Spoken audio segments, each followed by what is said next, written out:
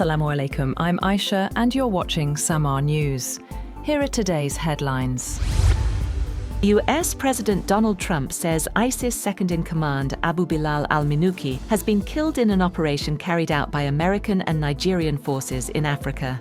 In a post on Truth Social, Trump described the mission as flawlessly executed, saying the militant leader was tracked through intelligence and targeted after attempts to hide across the region. The announcement comes amid ongoing counter-terrorism cooperation between the United States and Nigeria, which has long battled ISIS-linked and other extremist groups in West Africa.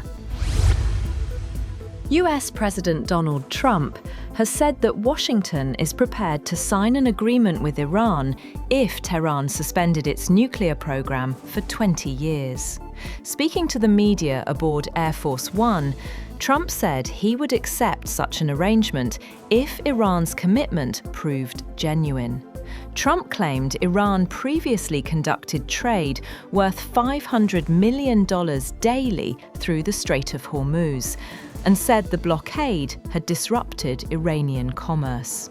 He said the ceasefire decision was taken at the request of other countries, and once again praised Pakistan's Field Marshal and Prime Minister.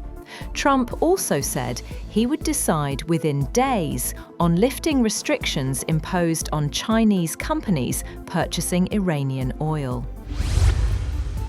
Separately, Araghchi said US-Iran negotiations are suffering from a lack of trust, warning that Tehran wants clearly defined terms before agreeing to any deal. He said contradictory messages from Washington had deepened doubts over US intentions. He also insisted that vessels crossing the Strait of Hormuz must coordinate with Iran's navy unless they are hostile to Tehran. The State Department says Israel and Lebanon have agreed to extend their US-brokered ceasefire by 45 days after talks in Washington. The truce, which was first declared by President Trump on April 16th, will remain in place as both sides prepare for another round of negotiations in early June, aimed at containing hostilities along the Lebanon border. Ukrainian President Volodymyr Zelensky vows a strong response after a Russian strike on Kyiv killed at least 24 people, including 3 children, in what Ukraine described as the largest aerial attack since the war began. Authorities said a 9-story apartment building in the Darnitsky district was hit during widespread missile and drone strikes across multiple regions, with rescue operations continuing. Zelensky warned the attack will not go unpunished and said Ukraine is preparing further long-range strikes on Russian oil and military infrastructure.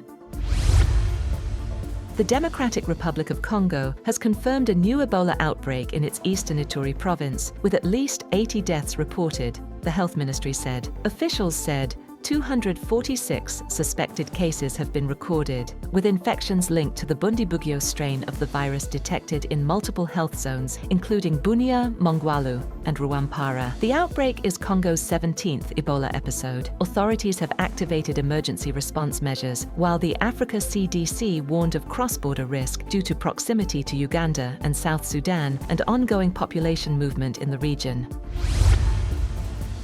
Harvey Weinstein's third rape trial in New York ended in a mistrial after jurors failed to reach a unanimous decision on the charge that he raped aspiring actress Jessica Mann in a Manhattan hotel room in 2013. Weinstein, 74, had pleaded not guilty, with his defense arguing the encounter was consensual. He remains in custody due to prior convictions in separate cases. Prosecutors said they were disappointed, but will review next steps, while Weinstein's legal team urged the case be dropped, noting a split jury vote. It is unclear whether the case will be retried for a 4th time.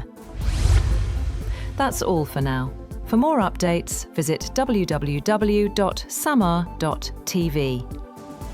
Thank you for watching Samaa News.